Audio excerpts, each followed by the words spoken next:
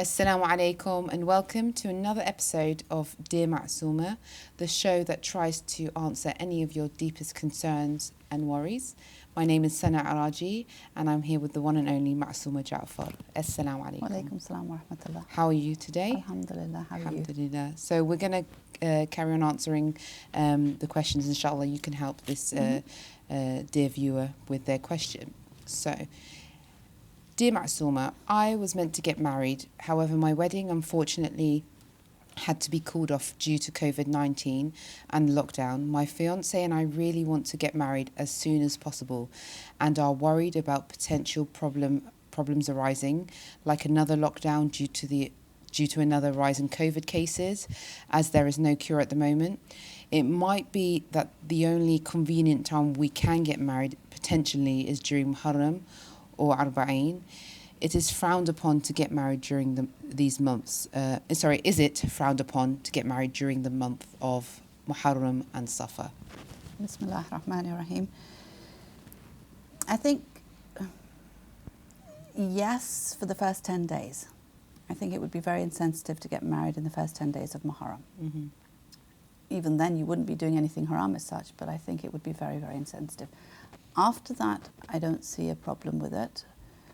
I suppose what you would have to take into consideration is not to do anything that would seem disrespectful, because these are the months of mourning. So to have nasheeds and happiness and joy and celebration would be considered as disrespectful. So if you did have a marriage, then it would be very much the nikah and maybe a sort of invite of family and friends where you would, have a meal of some sort, and that would probably be about it, sort of thing. I can't see it being more than that. I think anything that would be more would maybe considered as disrespectful to the memory of Imam Hussein alayhi salam, and I don't think you'd get people who'd want to partake in it as well.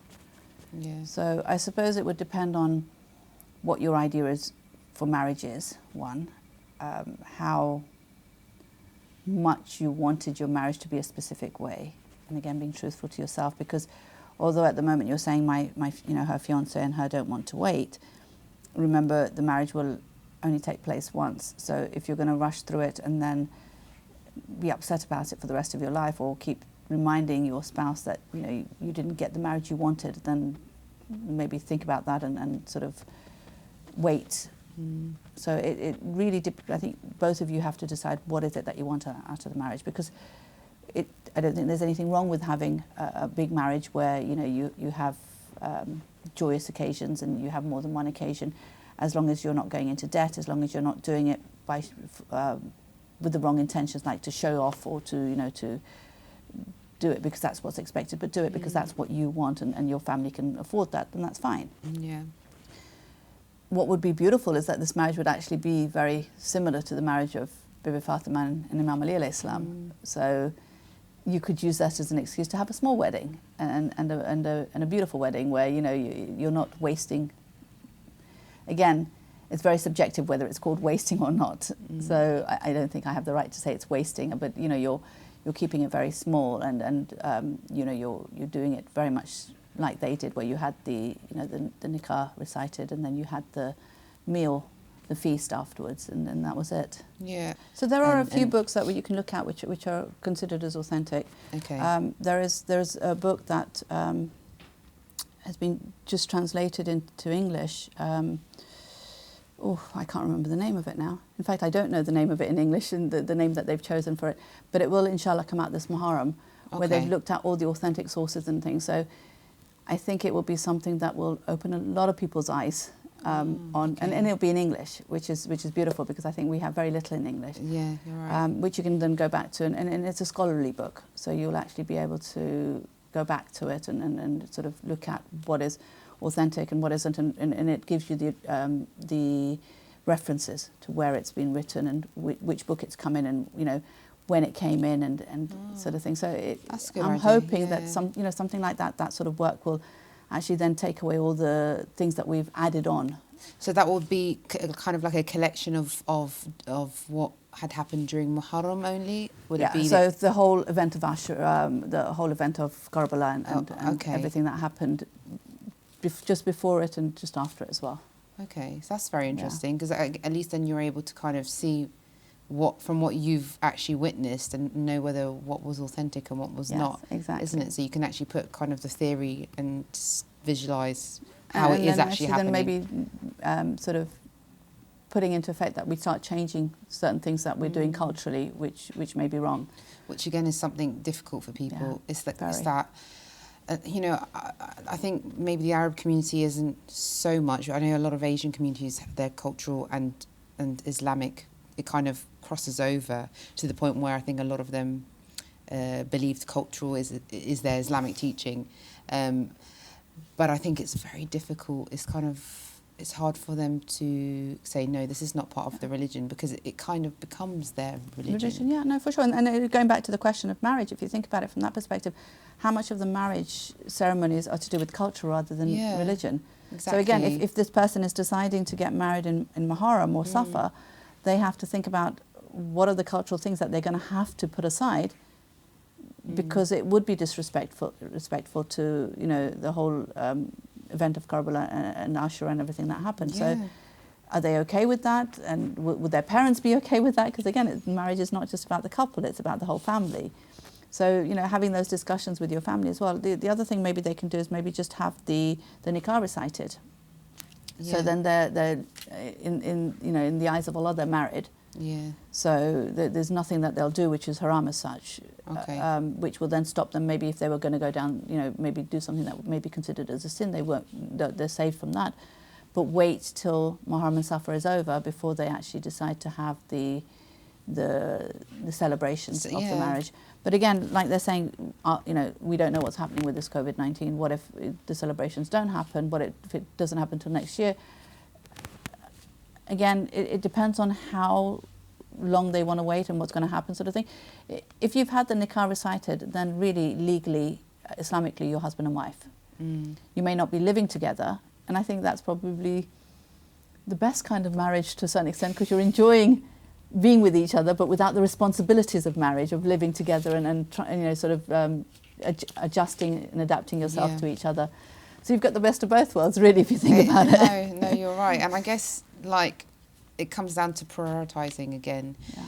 The COVID-19 situation, it is what it is. And so many people have had to cancel weddings, cancel trips, you know, they've been away from, haven't seen their parents. There's so many things. So I think maybe it's just prioritising what is important. Are they afraid of sinning, like you've said? So maybe they can do the nikah. Yeah, you know, so have maybe something looking simple. At the reason why they want to get married. And then, like you said, they might not even need a ceremony or a celebration. They might be content with having, and maybe that is meant to be. You know, I think everything happens for a reason. Yeah, no, for sure. I mean, it is very, very highly recommended, and the Sunnah of the Holy Prophet, to feed people at specific events, like marriage is one of them. Okay. Even having the birth of a child is another one. But so there are specific, you know, events where you're told to feed the people. So even if you don't do anything else except the nikah at the moment, know that, you know, after COVID is over or whenever it's possible, then have that celebration of a walima, of a feast for the people. I think could you not do, for example, how can I say it, like a sadaqah thing, where you would give, maybe slaughter some sheep and feed that amount of people that are in need? You could do. So at least you're getting the benefit of obviously giving the sadaqah and also feeding during your marriage in a way. Yeah, you could do. What's stopping you from doing both? So why not? You can do both. Why not feed your community, your family, your friends in your community, and also feed those who are more needy? Exactly. Because I feel like we, you know, to bring unity and ummah within our own communities, we need to have these occasions where we come together and pray for each other, and weddings is one of those occasions. And again, you know, a wedding is not just a celebration, but it's about getting dua from everyone. So everyone who partakes in your wedding will do a little dua for you. And weddings are, marriage is a chance of growth, and whenever there is growth, there is difficulty in growth. So within the difficulty of marriage, you need duas. Yeah. So it's important to realize that, you know, the more people I have in my wedding, the more people that are, you know, actually praying for me, the easier the growth will inshallah be for me throughout my marriage. That's absolutely beautiful, and I'm sure it does happen in some places, but I really don't believe that happens a lot of the time. I believe it's mainly about the materialistic gain, and I feel like when people get invited to a wedding, I really don't feel like maybe they're making dua, but I feel like it's more celebrating and just being able to dress up and go to a party and like, do you know what I mean? Yeah. So I feel like that is absolutely beautiful, and that's how it should be. But realistically, I don't think that's... But we can, again, do both, as long as there's nothing haram happening in the celebration. Yeah. I mean, obviously, you wouldn't do that, dress up and celebrate during Muharram and Safar, but if you're having a normal wedding at a normal time, not, you know, outside of Muharram and Safar, or outside of any of the Shahadat event commemorations, I don't think there's anything wrong with dressing up and celebrating, as long as there's nothing haram happening in that celebration and dressing up. So as long as, you know, hijab is maintained, so, you know, you're having it segregated, as long as there's no sort of mixing of the genders, as long as there's no sort of haram music, as long as there's nothing haram happening in these occasions, there's nothing wrong with that. Now it's up to me, as the person who's organising the event, or the families who are organising it, to ensure that there is nothing haram happening. And secondly, to take that opportunity to remind people to pray for me. You know, so it's up to me to do that, because again, people will get into the materialistic aspect of it and enjoy it, and that's fine. But you know, you can just sort of say to people, you know what, let's do a dua for the happy couple. Or I know my daughter's wedding, we had like a tree where people would then, it was a wooden tree, and then they would just write a dua and put it as a leaf on the tree. Yeah, I was going to say something, you know, like that on the entrance before you come in, or something. And posting it. Or, yeah. So they've actually, because they've written it, they'll have thought about it and they'll do that dua. Yeah, exactly. Or just getting them to do a dua, getting them to remember again, we have, you know, where we ask them to remember the marumeen of the family.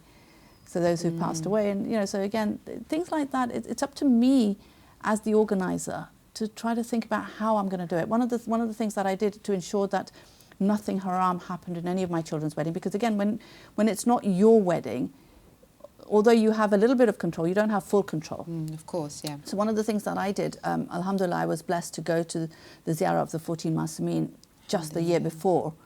That, you know, we went, my children were getting married, so I went to Hajj, so I got to Medina, and then I got to the ziyarah of Iraq. And Iran, sorry, I didn't get to go to Iran. But what I did is, every time I went to any of these holy places, I actually invited that Masumeen to the wedding. And I said to them, I don't want you just to come for the, you know, we start off with a majalis before the wedding ceremony start.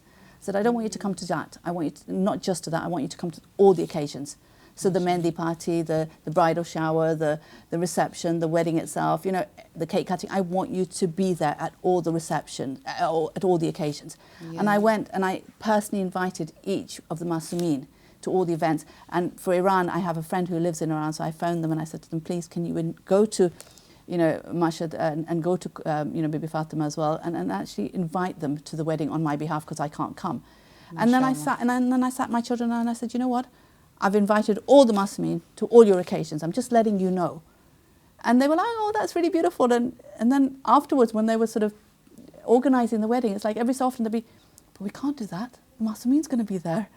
But that's that is nice. Such and a it good was, idea. I just literally sat back and I was like, yeah, because they've been brought up with the understanding of, you know, what it means that a Masum is going to be there, sort of thing. So I didn't have to do anything, and there was no disagreements, no arguments. It's like, and they had all the fun and everything. They had it, but there was nothing haram, which was so beautiful, because it's like I didn't have to be pulled into that, because it's like they have enough respect for the Masumeen to know that they can't have anything haram, because the Masumeen will be there. Well, there you go. I think we all need to do that, and our children, because I think that's beautiful. To be honest, I've never heard anyone do that before. I'm sure they've, you know, asked for du'a to the imams, but in that personalised way is amazing, because I guess, like, they know that there is going to be a holy spiritual, individuals around. So therefore, they're going to make sure that nothing haram. And can you imagine the barakah that comes from these Masumeen actually attending your children's wedding? It's like throughout the whole time we just had this, literally this sukoon, this sort of mashallah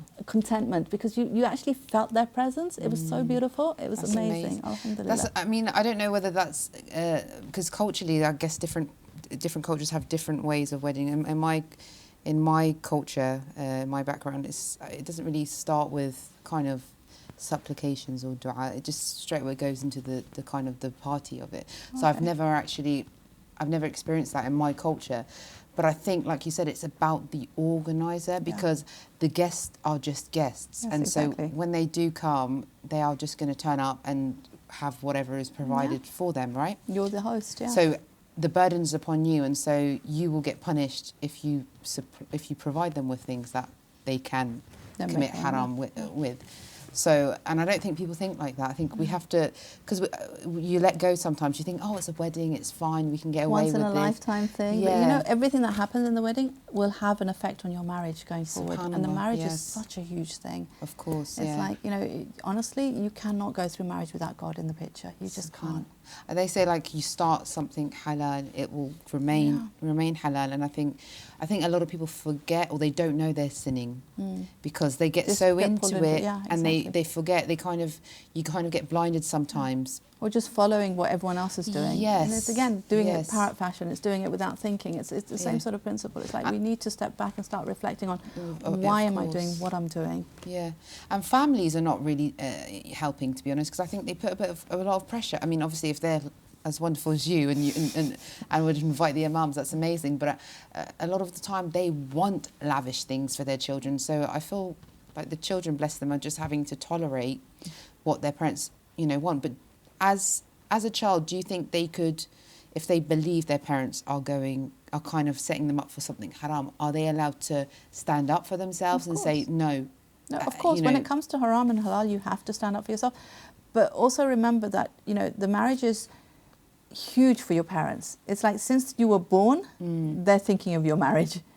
Yeah. So I think the parents should have a say in the marriage. But at the same time, and the thing is, after the marriage, they have nothing. They've got a sort of a gap where you were, because now you've gone off to start your new life, and they've got this sort of hole, as in a way. Again, which isn't how it should be, because it's if we're bringing our children up for the sake of Allah, then that hole will not exist. Yeah. But again, that's another topic in itself.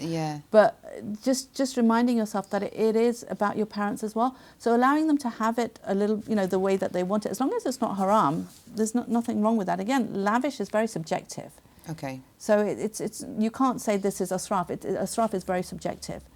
So I think it's about allowing it's about reflecting and allowing yourself to think about, can I okay this in front of God? Will I be able to say that this was, because it's like for someone who doesn't have any money to spend a couple of £100 is a huge deal. For someone who has millions, to spend a couple of £100 is nothing. Yeah, of course. So it's very subjective. Yeah. So whether you have a Rolls Royce driving you in, or whether you have a Mini driving you in, again, it's very subjective. It's like someone who doesn't have much money would think, what a waste of money to bring a Rolls Royce in just to drive you into the mosque or whatever. But it's not a big deal for someone who has lots of money. So it's very subjective. And just because they're spending a lot on the wedding doesn't mean they're not giving to other worthy causes. Again, you can't make those judgments. Yeah, exactly. You don't know what's going on. I think the thing is, for this person and for anyone else who's getting married at any time, it's about reflecting on the purpose of the marriage, one, reflecting on how you want your marriage, what is the way that you're going to get the maximum du'as, the maximum benefit from all the celebrations that are going to happen, all the events that are going to happen. And sort of thinking it through before you actually organise it. Okay.